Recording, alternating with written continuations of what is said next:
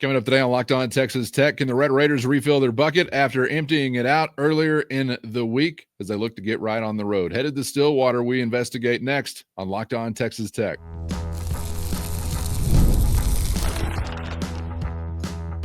You are Locked On Texas Tech, your daily podcast on the Texas Tech Red Raiders. Part of the Locked On Podcast Network, your team every day. Great to be with you again on Locked On Texas Tech on the Locked On Podcast Network, your team every day, always free and available on YouTube or anywhere you get podcasts. With the only Chris Level, I'm Casey Cowan, just dropping in to see what condition your condition is in, which actually may be an appropriate question if you're a Red Raider basketball fan following the blood pressure increasing, bone rattling, high intensity, high urgency, high stakes, double overtime win the Red Raiders got over the Sun Devils last time around. Chris, we've been asking about, what that took out of you as you emptied the bucket to get that win. And then you have a fairly quick turnaround here. So not a lot of rest for the weary, obviously, as you continue to roll through this Big 12 slate, and you are back on the road. So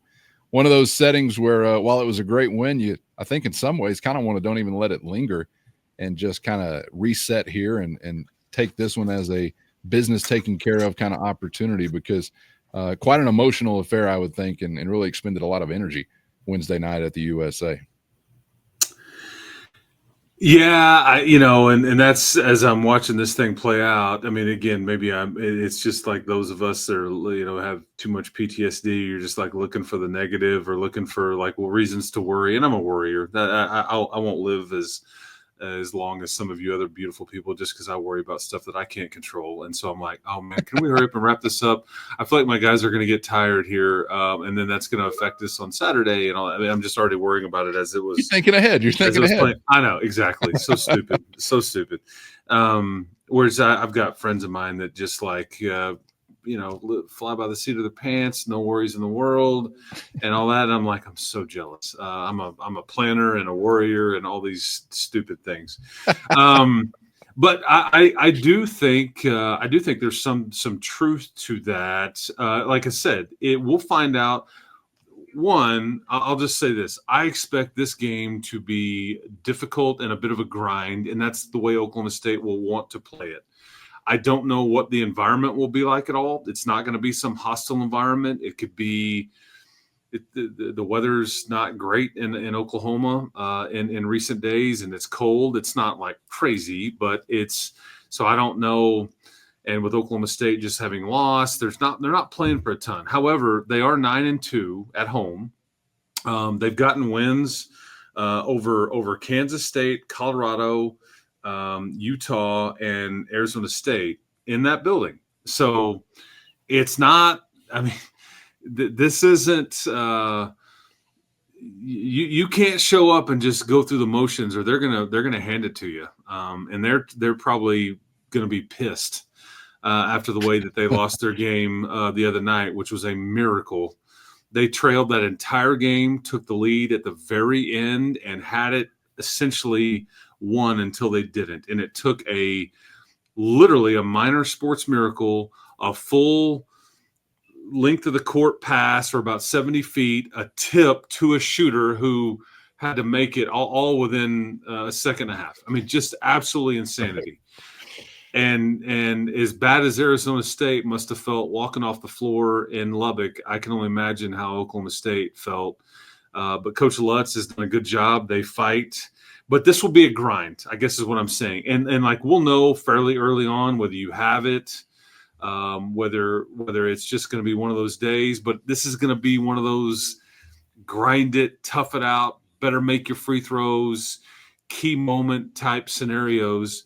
Because when you've gone up there, and you haven't won up there a ton, you've won up there 3 times in the last, 6 or 7 times up there. Not quite 500, but maybe you went up there a couple years ago, won by 17. You went up there when Beard was there, and you just rolled these guys out of the gym. But more often than not, it's a difficult place for you to play, even when you're good and they are not. It's just for whatever reason. And they're going to scrap. They'll play better at home than they would on the road. And again, they've won 9 out of 11 at home. So look out. 64-54 the last time around, Chris, as Tech got the win. What'd you take away from that one, and what do you remember about how that one went down? Because there were certainly some funky moments for Texas Tech as a home favorite there. And, at some various points, I felt like, all right, going to go ahead and feel lucky to survive this one. And that kind of seems to be a trend sometimes in the Big 12 Conference when you're hosting somebody that, is maybe not having a great season or making a great run, still can turn into quite the fist fight. I need this Texas Tech team to have that edge like they have typically had on the road in most of these games this season. For whatever reason, you that translates more to on the road than it has at home for whatever reason. Okay, back to that first matchup, and this kind of goes along those lines. You're up 51-33 at one point in this game, and then I think you look up and it's like they go on like, what was it, like a 16-1, 17-1 run? I think so, yeah. and then you're like, I mean, and you couldn't get them stopped. They start throwing them in from everywhere. And again, this team struggles to score in general, but not in that stretch. You just kind of, I don't know whether you lost focus or they're starting to figure it out, whatever it was. D5 went out toward the end of that game with that ankle issue, and so he doesn't play the last several minutes and all that, which we had seen at other times too. Kevin Overton hit a big three from the corner that I think allowed you to to go on and win that game. And but that's what I remember is it was just kind of a grind. They're undersized. There's some depth there. They do play more pieces. This is a smaller team in general, but they're very active. They're very aggressive, and they're going to push you and shove you, and they're going to get into you a little bit. And I didn't think you handled it very well that night. And the referees kind of let it go, even though it was in your gym. So I'll be interested to see how you handle it this time, especially if you don't have all your legs or you're not well rested, or I don't know. This is just kind of a scary one for you a little bit. And I tried to say that. I don't care how much of a favorite you are, and you'll probably be favored, whether it be big or slight. These are difficult games. These teams are desperate. These teams are feel like they've got enough time to go on a run, and they're just not giving in just yet. And you're going to catch them coming off of a 50-minute game where it took everything you had to outlast Arizona State. So we'll see. Abu Usman was a problem for you a little bit in that one. He's not a great athlete, but he scores. He's the kid that played for Grant for 2 years at North Texas. He'll be their post presence. Obviously, we have the Robert Jennings, which he's not, some big problem, but he's an active player. And then, Bryce Thompson is the guy that's kind of their senior, that if he's scoring a bunch, that may not be well, because he's the one that can kind of get everybody going a little bit. And he had a big game in Fort Worth the other night, and he's been through all this, the Kansas transfer that's been playing at Oklahoma State for the last several years. But I just I need Federico, I need Kevin Overton, I need somebody that you're not necessarily expecting to kind of get some things going here for you on this day, and we'll see kind of what happens at Gallagher-Iba. Yeah, Thompson had 17 against Tech Toledo issue last time around. Usman, as you mentioned, has a double-double with 10 and 10. And from a Red Raider perspective, it was, a grind deluxe. You had 8 guys score, 1 of those being in double digits, and that was Chance McMillan with 14. Federico, as you mentioned, he had 8 and 8. Take that effort this second time around, I think, especially given his recent run. But I'm curious, given some of the offense that we've seen from Tech since this first round, if maybe we get a little bit better outing compared to what we saw statistically on the offensive end last time. I remember having the conversation with you on the following episode following that game, like, I tell you, 1 double-digit score, and it's 14 from Chance McMillan. That's it? You think we're winning this game by 10? I would not have had that scripted that way, but you found a way to get it done. We've said that many times this year, and you'll need to do that again coming up on Saturday. You're back on the road, and man, I bet the Red Raiders are looking to take back a little road steam. I'm sure that's something that they took some pride in, the road run that they had been having through this conference. And I'm sure it's just been fun, man, because it is nothing but fun to go shut up an opposing building. That's one of the greatest things in sports, is to play in front of some hostility and quiet it down. So I imagine they're anxious to get back on the right side of things, back away from the LBK as well, following the trip to Tucson. Yeah, and you the thing about the way that this schedule lays out for you and the day that this game will be played is that. First, today's episode brought to you by FanDuel. And when the game tips off, the NBA action is just getting started, and there's no better place to get in on it than FanDuel, America's #1 sports book. With FanDuel, you can place live bets throughout the game, so even if you miss the opening tip or want to bet on a fourth-quarter comeback, you can stay in the action. And if you're looking for a bigger payout, you can even combine your live bets into a same-game parlay. And FanDuel's live betting feature electrifies every moment. Whether backing your team for a late-game rally or picking a player to hit a clutch shot, you're never going to miss your chance to get in on the action. Plus, the app, easy to use. And when you win, you get paid instantly. Right now, new FanDuel customers can get $150 in bonus bets if your first $5 bet hits. Just visit FanDuel.com to join today. That's FanDuel.com for your shot at $150 in bonus bets. And make every moment more with FanDuel, the official sports betting partner of the NBA. If you win this game, you will move up in the standings, or you will be closer to first place than not.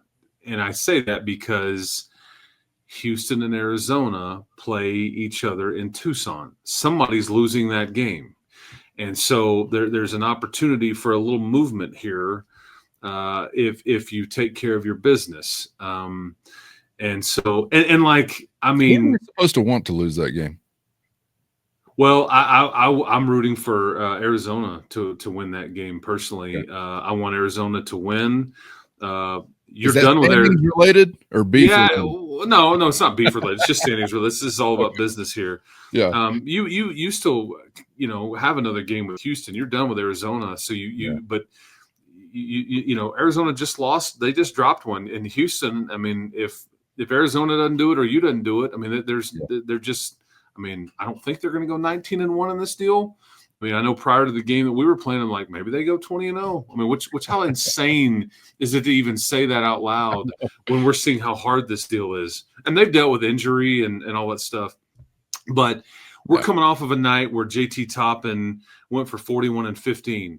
You want to take a wild guess at what he put up versus Oklahoma State, who's not – I mean, they're one of the lower teams. I mean, he had 8 points and 1 rebound and 4 personal fouls.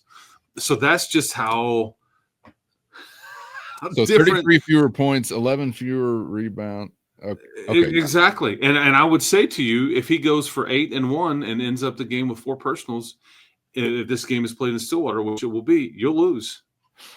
Yeah, you'll lose.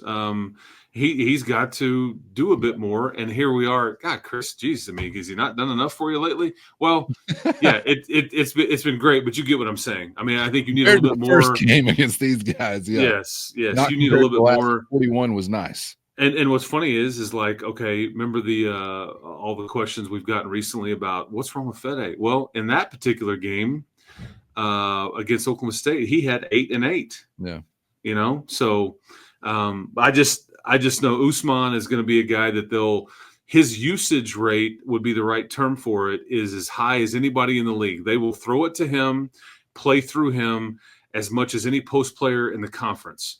They'll work, they'll work screens off of him and all these things. So he'll be a big factor. Again, he's the kid that played for Grant for 2 years at North Texas.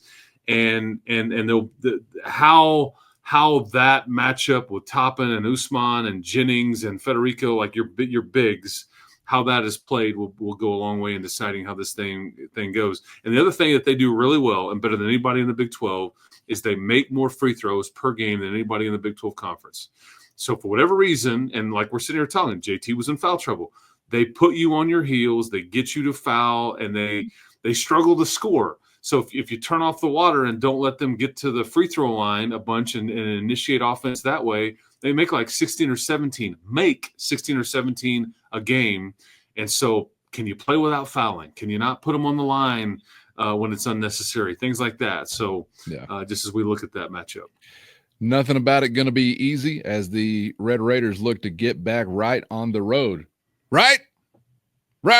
Ready? Break. Okay, Chris, thanks for a little bonus time to truly wrap up the week. And now we ship you off to Stillwater for Red Raiders and Cowboys. Hopefully we're chopping up a win on the other side. We'll be chopping up something for better or worse, regardless of the results. So hope you'll join us for that one as we plunge into a brand new week following this go round with Oklahoma State. Chris, appreciate the time as always, man. Enjoyed it. Safe travels, and we'll catch you for the next one.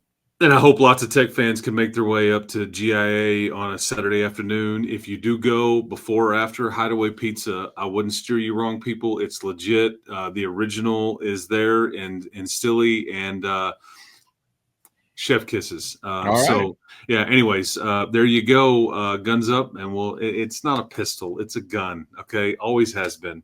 So it's not firing. It's just they're up and all that good stuff. So anyways, talk to everybody next time. See you at the arena, hopefully. And we'll break it down on the next episode.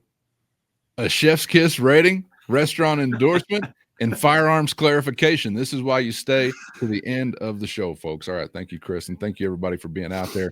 As always, hope you have an excellent weekend. And join us again, hopefully talking about a win following Red Raiders and Cowboys. For Chris, I'm Casey. Thanks for the time, and we hope to see you back for the next round on Locked On Texas Tech.